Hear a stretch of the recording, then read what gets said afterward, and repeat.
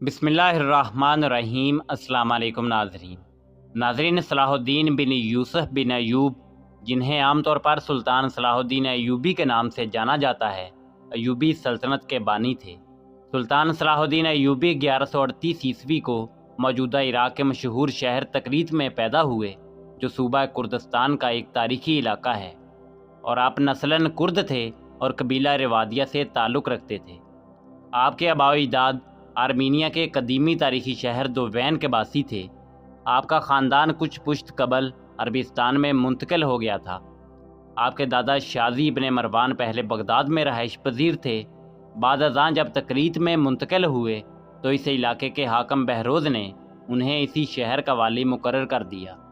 دادا کے انتقال کے بعد سلطان صلاح الدین ایوبی کے والد گرامی نجم الدین ایوبی اپنے والد کے چھوڑے ہوئے منصب پر فائز کر دیے گئے اور تکریت شہر کے حاکم بنے، مگر جلد ہی اس خاندان کو تکریت کا شہر چھوڑنا پڑا۔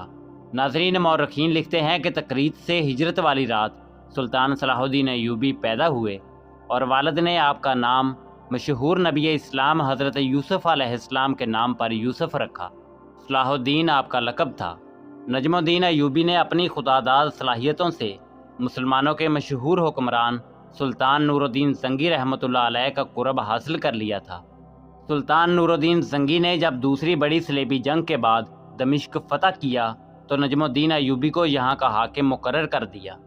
ناظرین، ان حالات سے اندازہ ہوتا ہے کہ ننھے صلاح الدین ایوبی کا بچپن اور لڑکپن کن حالات کے مشاہدے سے گزرا ہوگا۔ صلاح الدین ایوبی کے بارے میں بتایا جاتا ہے کہ وہ بچپن میں یونانی حکمائے ہنسا کے اسما سے واقف حال تھے اور سوال و جواب میں ان کے حوالے بھی دیتے تھے۔ ابتدائی تعلیم میں قرآن و سنت کی طرف صلاح الدین ایوبی کی فطری رغبت تھی، لیکن ادب میں دلچسپی کے باعث حماسہ، جو ابو تمام کا شعری مجموعہ تھا، صلاح الدین ایوبی کو زبانی یاد تھا اور عربی اور کردی زبانوں پر بھی کامل دسترس حاصل تھی۔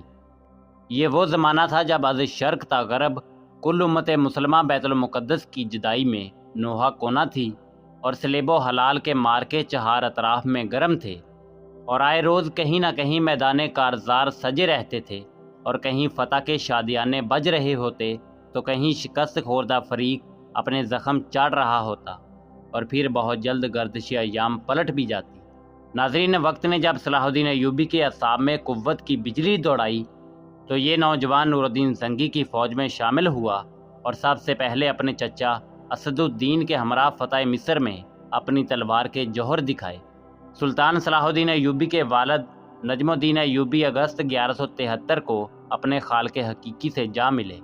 انہی کے نام سے بعد میں ایوبی سلطنت قائم ہوئی، جو مصر، شام، یمن، عراق، موصل، حلب اور حجاز کے علاقوں میں قائم رہی، اور اس سلطنت کے ہر حکمران کے ساتھ ایوبی کا سابقہ لگا، جبکہ اس عظیم سلطنت کا بانی حکمران سلطان صلاح الدین ایوبی تھا۔ ناظرین، والد کے بعد سلطان صلاح الدین ایوبی نے اپنے چچا اسد الدین کے ساتھ بہت وقت گزارا۔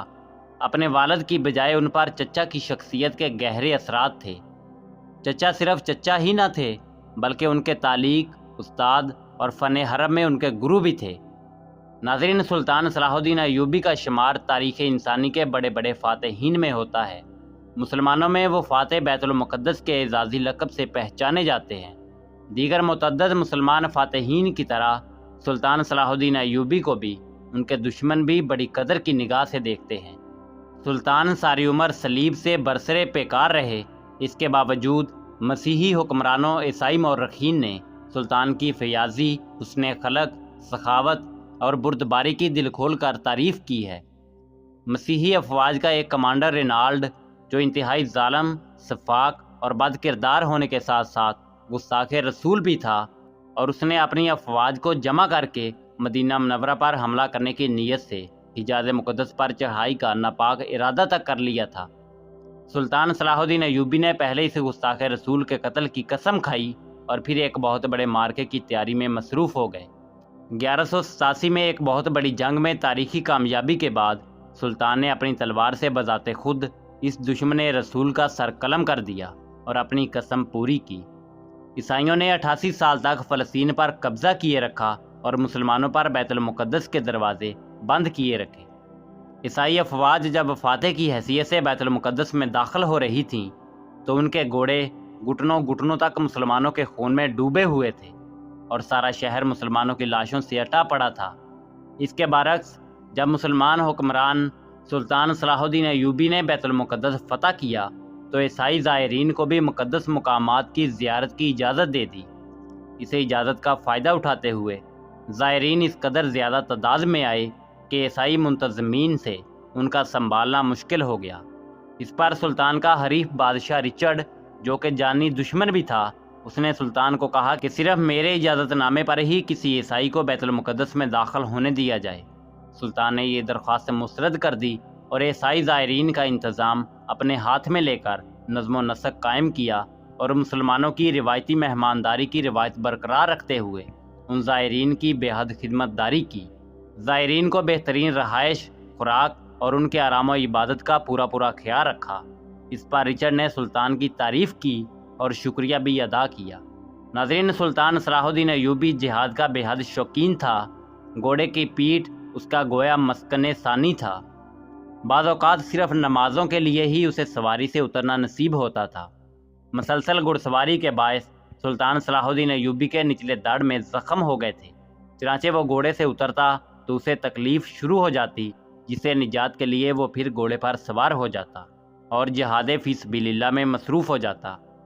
بیت المقدس کی فتح کے بعد اس نے سلطان نور الدین زنگی مرحوم کا تیار کیا ہوا منبر اپنے ہاتھوں سے مسجد اقصیٰ میں نصب کیا اور مرحوم کی خواہش پوری کی۔ سلطان کی ذاتی زندگی سادگی اور بے نیازی کا مرکز تھی۔ ساری عمر کبھی ریشمی لباس زیب تن نہ کیا، سادہ کھانا کھاتے رہے اور کچے گھر میں رہائش پذیر رہے۔ فتوحات کے بعد جو خزانے ہاتھ لگتے انہیں بیت المال میں جمع کرا کے عوام الناس کی فلاح و بہبود پر خرچ کر دیا کرتے۔ 27 صفر 589 ہجری میں امت مسلمہ کا یہ سپوت ملک شام میں دائی اجل کو لبیک کہہ گیا۔ جامعہ مسجد دمشق کا جوار ان کی آخری آرامگاہ قرار پایا۔ ناظرین، آج کل کے حکمرانوں کے بالکل برعکس صلاح الدین ایوبی کے پاس کروڑوں کے بینک بیلنس، جواہرات یا محلات نہ تھے، بلکہ تاریخ گواہ ہے کہ جب اس عظیم رہنما کا انتقال ہوا تو ان کے پاس صرف 1 سونے کی اور 40 چاندی کی اشرفیاں تھیں۔ نیک دل بہادر فاتح نے اپنی تمام دولت اپنی زندگی میں ہی غربا میں تقسیم کر دی تھی اور وقت وفات اتنی رقم بھی نہ تھی کہ ان کی نماز جنازہ کا انتظام کیا جا سکتا۔ ناظرین، سلطان صلاح الدین ایوبی نے کبھی زکوٰۃ نہیں دی، کیونکہ اپنے حصے کی تمام دولت صدقات میں بانٹنے کے بعد ان کے پاس کبھی اتنا بچا ہی نہیں کہ زکوٰۃ لاگو ہو سکے۔ ناظرین، ہر سال اپنی روحانی بیٹریاں چارج کروانے والے، مکہ کا قصد کرنے والے، کعبے کی چھت پر نماز پڑھنے والے، در کعبہ کو اپنے لیے کھلا ہوتے دیکھنے والے، ہمارے تاجدار شاید یہ بھی نہیں جانتے کہ سلطان صلاح الدین ایوبی نے کبھی حج بھی نہیں کیا، کیونکہ ان کا خیال تھا کہ حج اپنی رقم سے ہوتا ہے اور حکمران کے لیے اس وقت جب اس کو اپنی رعایا کی ذمہ داریوں سے فرصت مل جائے۔ صلاح الدین ایوبی کے پاس نہ کبھی مال اکٹھا ہو پایا اور نہ اس کی ذمہ داریوں نے اسے کبھی مہلت دی۔ حج کی خواہش ہی رہی اور حیات موت کے آغوش میں جا سوئی۔ ناظرین، اس بہادر مسلمان حکمران کو دمشق میں اموی مسجد کے باہر ایک باغ میں دفن کر دیا گیا اور آج بھی یورپ اور مغربی دنیا اس کی عظمت کی محرف ہے۔ ناظرین، اس کی امید کے ساتھ اجازت دیجیے کہ آپ کو ہماری ویڈیو پسند آئی ہوگی۔ ملتے ہیں بہت جلد ایک نئی تاریخی تحقیقی اور معلوماتی ویڈیو کے ساتھ۔ دیکھتے رہیے info@ali۔ اللہ رب العزت آپ کا حامی و ناصر ہو۔